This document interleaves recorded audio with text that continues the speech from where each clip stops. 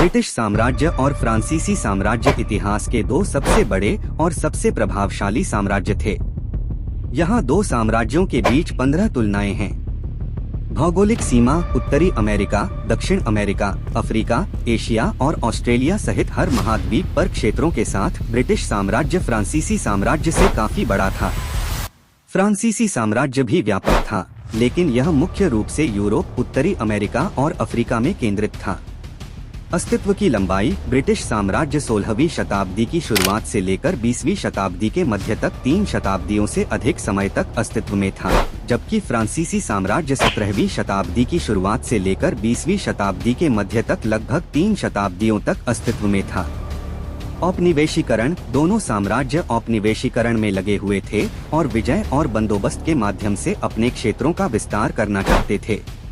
British साम्राज्य इस संबंध में विशेष रूप से सफल रहा, जिसमें उत्तरी अमेरिका, कैरेबियन, भारत और अफ्रीका के उपनिवेश शामिल थे।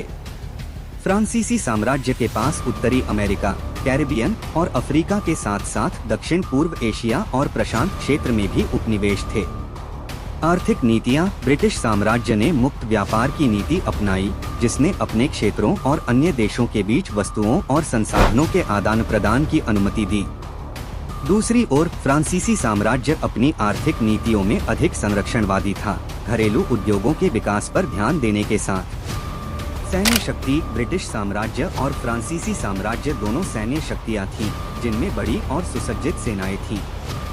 ब्रिटिश साम्राज्य नौसैनिक युद्ध में विशेष रूप से सफल रहा, एक शक्तिशाली नौसेना के साथ जिसने अपने शाही विस्तार में महत्वपूर्ण भूमिका निभाई। फ्रांसीसी साम्राज्य के पास भी एक मजबूत नौसेना थी, लेकिन यह ब्रिटिश नौसेना की तरह प्रभावशाली नहीं थी। सरकार ब्रिटिश साम्राज्य सरकार की संसदीय प्रणाली के साथ एक संवैधानिक राजतंत्र था।